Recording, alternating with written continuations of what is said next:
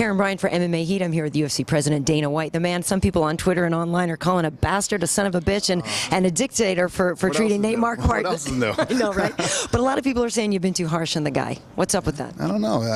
I don't think I have been at all. I think I've been very lenient on the guy, to be honest with you. You know, people like give him a second chance. This is a fourth chance. This would be a fourth chance, and I don't go for fourth chances. What is George Bush could never do the whole fool me once, shame on me, fool you twice, Exactly. Shame on you, but then he got it all screwed up.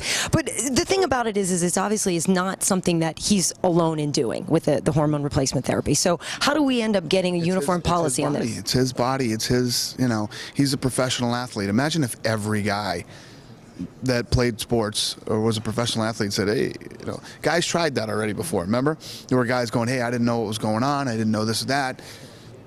Come on. I mean, I'm the furthest thing from a doctor, believe me when I tell you that, the furthest thing from a doctor. And if you're going in for testosterone replacement therapy, you know, and I was a professional athlete, and I knew that I was going to be tested by the athletic commission, I'd want to know the shit was, what are you doing to me? How much are you giving me? Let's check my levels. What's my level supposed to be? Where's it going to be? You know, I'd want to know what was going on. And you would, I wouldn't want to just go, hey, listen, I'm no doctor. I didn't know what was happening. Right. That's not the answer. Well, and you would think that having open lines of communication with the UFC, though, too, would be something that you would involve in there from day one, yes? Right. And you know, I'd be lying if I didn't say there was, you know, there was some mistakes made on our side, too. Lorenzo and I weren't made aware of this thing till Thursday when we were in New York. And had I known about this earlier, I guarantee you this would have never happened. Yeah, it's interesting because as a fight fan, you know, the fans just want to see the fight and they like the guy. Yep. And it's easy. That's the whole thing with this whole deal. It's easier when something like this happens to Josh Barnett. He's abrasive, he's a dick, he's mean, he's rude. You know what I mean? It's easier to point at Josh Barnett. You know, Nate Marquardt's nice and sweet and humble and, you know, says all the right things. Tell me what the difference is. What's the difference? One's nice and one's not. So will we see a policy on hormone replacement therapy in the future? Well, right now, as far as I'm concerned, it's a loophole. It's a, you know, I'm not saying that there aren't guys that probably need this testosterone therapy, but there's probably some guys that don't. And the guys that do should be taking exactly enough to get them to normal levels. Isn't it also just part of getting older? Definitely is. It's definitely part of getting older. Yeah. And there's nothing wrong with that. Listen, this testosterone replacement therapy thing is real. People do it to normal levels to get you back to normals. You know, if you're at levels that you can't pass your medicals, come on, man. Come on. And I'm the bad guy? All right, well, let's move on to another topic, and that, of course, is UFC 132. People were, well, not calling you a bad guy in the last fight when Tito lost, and he was basically dismissed and has admitted that he's basically begged for his job back. Do you feel that you'll be the bad guy if he loses on Saturday night, or will, you know, is his fate just written there? Who cares? I mean, if you want to call me the bad guy over that, I could care less. I mean, it's 2011. Tito hasn't won a fight since 2006. His last win was Ken Shamrock.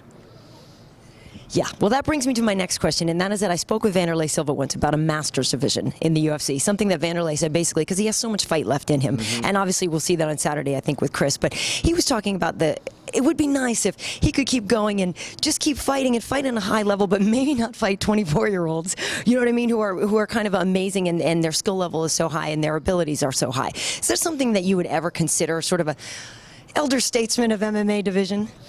I think this is a young man's sport. You know what I mean? Yeah. You know, we'd all love to stay around and do you know, be a professional athlete till we're 50, but the reality is this is a young man's sport. There comes a day, and it's what's so hard about this thing, you know? I'll use Wanderlei as an example. You got a guy who's adored by millions around the world. People love this guy, right? You used to walking into stadiums with 75,000 people chanting your name and going crazy. And it's just, you know, it's hard to walk away from this. It's you know, let alone the money. The money, all the other things that go with it, I think are harder to walk away from than that. I think that was one of the biggest battles Chuck had with retiring, you know? He loved to fight. Him and Wanderlei remind me of each other. They're very similar people. And it's tough. I'm sure. Well, Saturday we're also going to see the bantamweight title on the line. When we talked to Dominic about it, he said he felt like he was fighting for something totally brand new. Didn't feel like he was bringing in his title. He felt like this is going to be establishing something new because it's with the UFC. How do you feel about this division? And you're giving it such a great promotion by making it the headliner of the 4th of July card, which, like you have said, is notoriously a banger.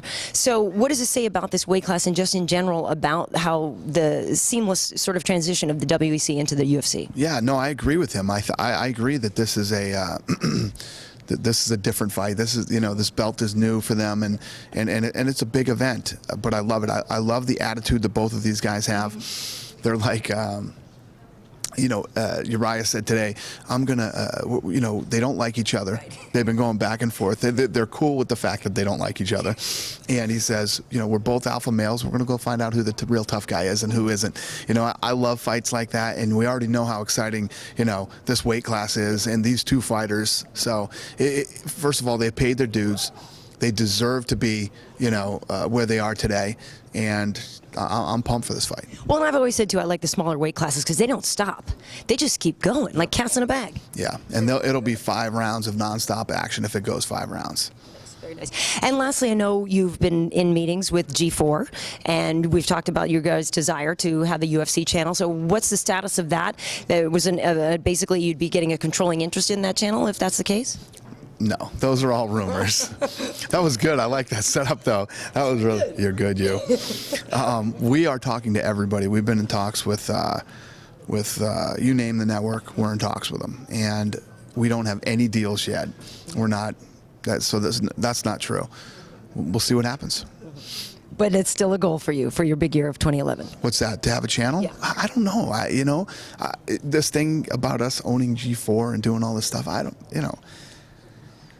I wouldn't say that having a channel has been a big goal of mine. I think people out there have said that if anybody could pull off a network, it would be the UFC with enough content and enough, live content that would drive people to the channel.